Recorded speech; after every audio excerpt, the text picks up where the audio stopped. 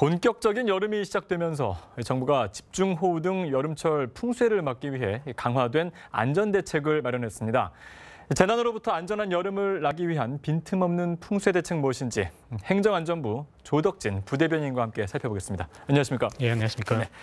자, 행정안전부가 이제 집중호우에 따른 피해를 최소화하기 비상근무 체제 돌입했습니다. 오늘 이제 복장도 딱 갖추고 나오셨는데요.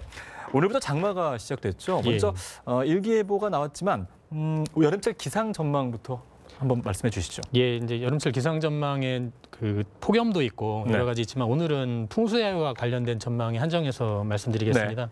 올여름에 기상청이 발표한 기상 전망에 따르면 강수량은 평년 수준하고 비슷할 것으로 보는데요.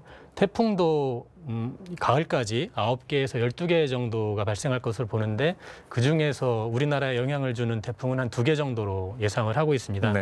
하지만 최근 반복되고 있는 게 국지성 집중호우인데요. 이 국지성 집중호우는 시기나 지역을 예측할 수는 없지만 올해에도 우리나라에 자주 발생할 것으로 예상을 하고 있습니다. 아, 그렇군요. 지금 이제 국지성 집중호우 말씀해 주셨는데 그렇다면 집중호우 어떤 기준이 있지 않습니까?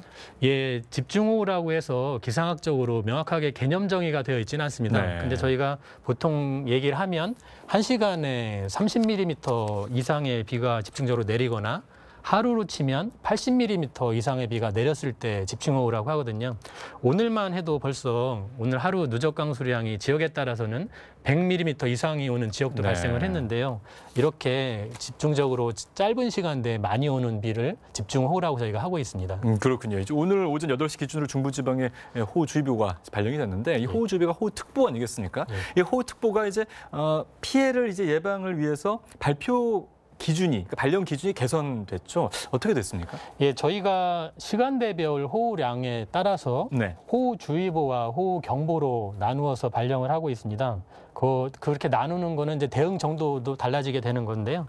지금까지는 호우주의보 같은 경우는 지금 표에서 보시고 계시지만 6시간 동안 70mm 이상이 내렸을 때 그리고 12시간을 기준으로 하면 110mm 이상의 비가 내렸을 때 호우주의보가 발령되었는데 지난 6월 1일부터 앞에 6시간 동안을 3시간 동안 60mm 이상의 비가 내리면 호우주의보를 내리는 것으로 했고요.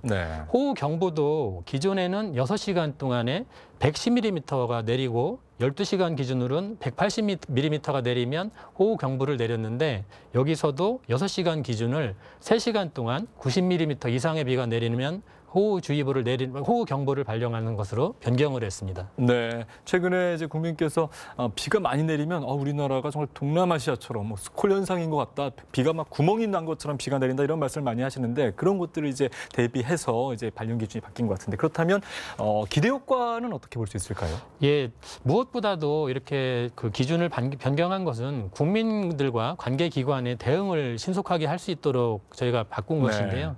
호우특보와 실제 상황과의 상관성을 높인 것이라고 할 수 있겠습니다. 기존보다 짧은 시간 간격으로 저희가 호우특보를 내리면 그 국민들께서도 체감하는 게 더 빠르고요. 또 그 국민들뿐만 아니라 관계기관에서 더 신속하게 대응을 해서 피해를 최소화할 수 있는 그런 기대 효과가 있는 것으로 저희가 보고 있습니다. 그렇군요. 이 집중호우가 발생했을 때 정말 피해가 좀 심각합니다. 차가 쓸려 내려가기도 하고 하는데 이런 어떤 호우특보 발령 시에 피해를 막기 위해서 대책들이 있다고요? 예, 저희가 어제도 장마 전선이 북상함에 따라서 저희 행정안전부에서 관계부처와 지자체 합동으로 회의를 갖고 취약 지역에 대해서는 집중 점검을 하고 또 사전에 예방 조치를 하도록 저희가 강조를 했습니다. 대책을 먼저 말씀드리면 우선 사전 대비 차원에서 저희가 요즘 하천이 급류하고 이제 범람 등으로 인해서 인명 피해 우려가 높은 지역이 있는데요. 전국적으로 이렇게 인명 피해 우려가 높은 지역을 2,648개소를 지정을 해서 예찰 활동을 강화하는 등 특별히 관리를 하고 있고요. 이제 도시 지역에 그 반지하 주택들이 있습니다. 반지하 주택이 저희가 8만 4천여 세대가 되는데 이러한 반지하 주택에 대해서도 사전에 침수 예방 조치를 할 계획으로 있습니다. 그리고 또 도로에서도 침수 피해가 자주 있는 침수 우려 취약도로가 500여 곳 정도 되는데 이 침수 우려 취약도로에 대해서는 그 책임자들을 지정을 하고 미리 사전에 우회 도로를 확보를 해서 교통 소통이 원활히 이루어지도록 할 계획으로 있습니다. 그리고 예년과 다르게 올해 저희가 좀 중점적으로 두는 대책이 하천 둔치, 저희가 보통 하상 주차장이라고도 많이 하는데요. 이런 하천 둔치에 차량을 주차했다가 침수나 유실 피해를 보는 네. 경우가 많이 발생을 하고 있습니다.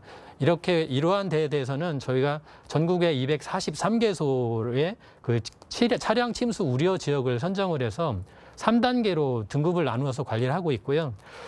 이러한 지역에서는 호우특보가 발령이 되면 들어가지 못하도록 통제를 하고 또 관련 지자체하고는 평상시에 대피훈련을 합니다.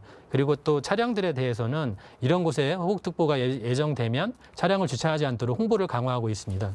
네, 올해 특별히 지금 말씀하신 것처럼 하천 둔치라든가 이런 곳에 세워둔 차량 침수, 유실 피해에 대한 대책이 눈에 띄는데 그렇다면 여름철에 평균적으로 침수 피해를 입는 차량들 어느 정도 수준입니까? 예, 저희가 손해보험협회에서 발표한 자료에 따르면 2008년부터 2017년까지 10년 동안 연평균 차량 침수 피해가 5,049건에 이릅니다. 네. 그에 따른 피해액도 270억 원 정도인데요.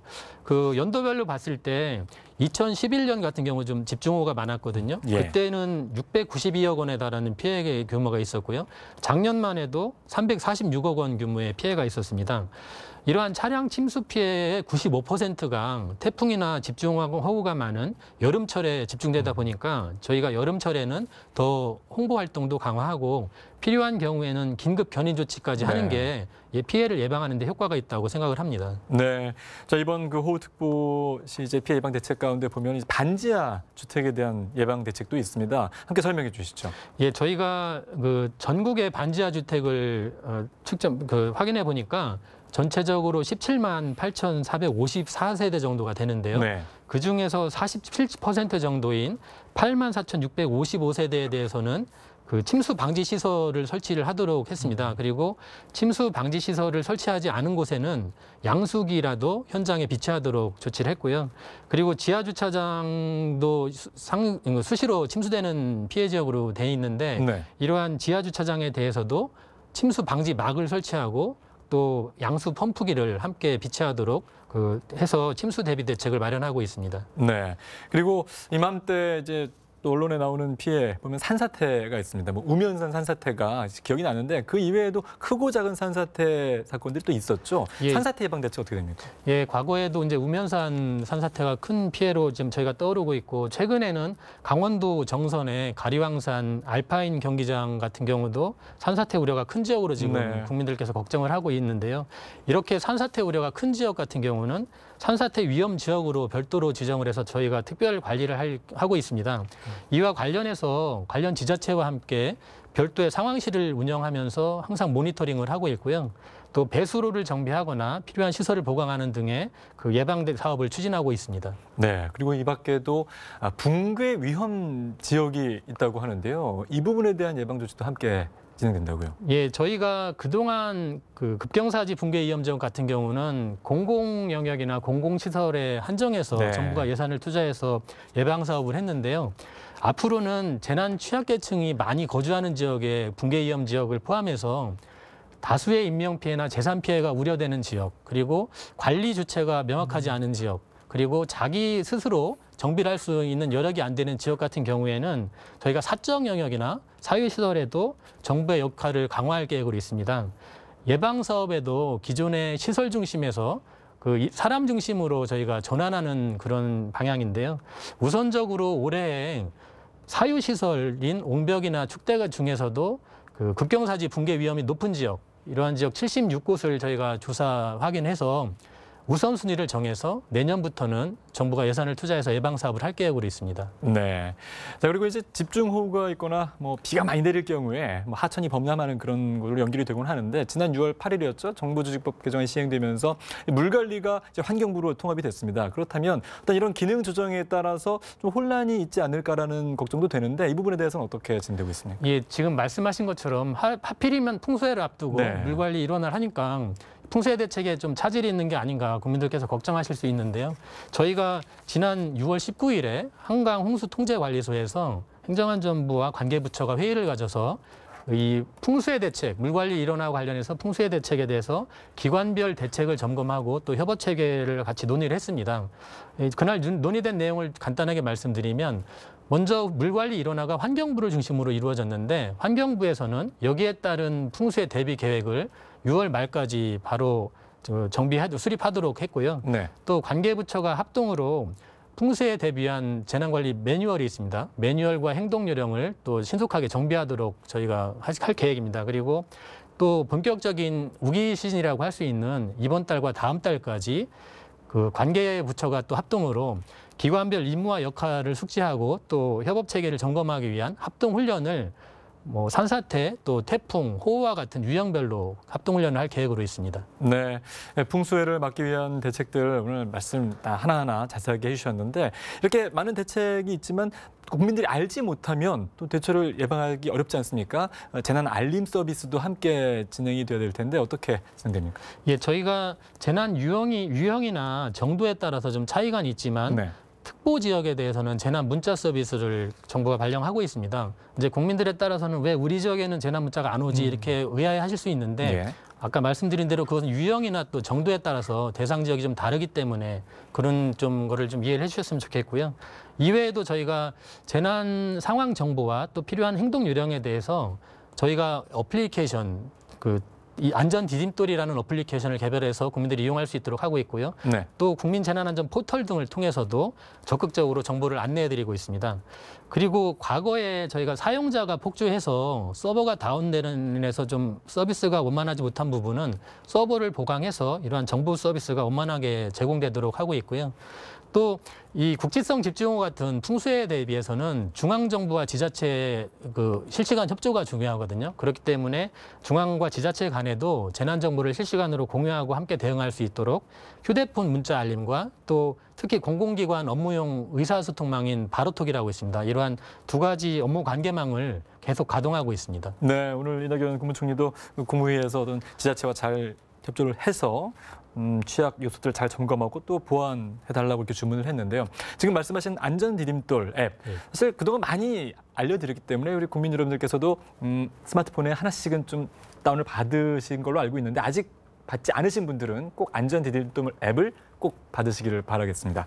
자, 마지막으로 더 안전한 여름 나기 위해서 국민 여러분께 이제 당부하실 말씀 있으시면 해주시죠. 예, 오늘 어제도 피해를 겪으셨지만 집중호우는 갑자기 예고도 없이 위에서 퍼붓듯이 쏟아지기 네. 때문에 순간적으로 당황을 하기 쉽고 또 그래서 더 위험하다고 할 수 있습니다. 그렇기 때문에 국민 여러분께서는 이 집중호우에 필요한 피해를 예방하기 위한 행동 요령을 미리 숙지하시고 꼭 실천해 주시길 바라겠는데요. 몇 가지 주요한 행동 요령을 말씀드리겠습니다. 먼저 특보가 예상되거나 발령되기 전이라면 네. 자기 거주지 주변에 지역 정보라든지 재해 위험 요소를 미리 확인하시고 필요한 점검을 하셔야 됩니다.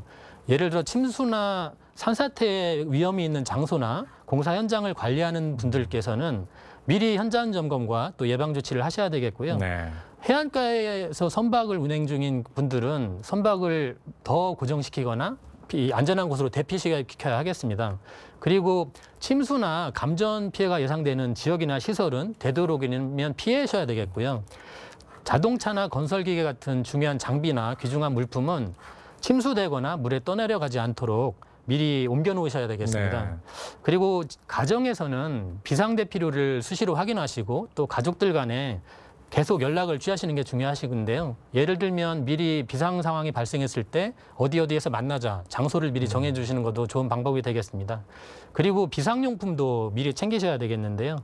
응급약품이라든지 비상식량, 그리고 비상식수, 담요 같은 비상용품은 미리 한 곳에 모아두었다가 비상 상황이 발생하면 바로 들고 이동할 수 있도록 준비를 하시는 게 필요하겠습니다. 그리고 만약에 갑작스러운 집중호우로 인해서 침수가 시작된다고 하면 무엇보다도 바로 높은 곳으로 대피를 하셔야 되겠죠. 이렇게 대피를 하실 때에도 혼자 이동하지 마시고 저희 방송이나 휴대폰 같은 걸 통해서 이 필요한 정보를 계속 확인하시면서 주변 분들과 같이 이동하시는 게 안전하겠습니다. 만약에 대피를 하실 때에는 가정 내 실내 창문은 모두 닫아주시고 그리고 전기 제품 콘센트는 또 분리해 주시는 거 잊지 마시고요. 또 가스 밸브는 또 잠가 주시고요. 그리고 정전이 발생했을 때 이제 옛날에는 양초를 얘기하셨는데 네. 양초보다는 휴대용 랜턴을 소지하시는 게 더 안전하겠습니다. 그리고 침수된 지역에서 만약에 자동차를 운행하실 경우에는 물 웅덩이 같은 곳은 피하시고 저속으로 운전하는 게 안전하다고 하겠습니다. 지금 간단하게 말씀드렸지만 이러한 풍수에 대비 행동 요령 꼭 숙지하시고 실천해 주셔서 안전한 여름 나시기를 부탁드리겠습니다. 네. 자, 오늘 이렇게 풍수의 대책 그리고 행동 요령까지 살펴봤습니다. 사실 중요한 건 국민들께서 풍수해 관련해서 특보가 발령됐을 때 특보가 발령됐구나라고 그치시면 안 됩니다. 지금 말씀하신 행동 요령을 기억하셔서 하나하나 준비하셔야 될 것 같습니다. 철저한 사전 준비가 최선의 안전 대책이라는 점 꼭 기억하셔야겠습니다. 자, 지금까지 행정안전부 조덕진 부대변인과 함께했습니다. 오늘 말씀 고맙습니다. 네, 감사합니다.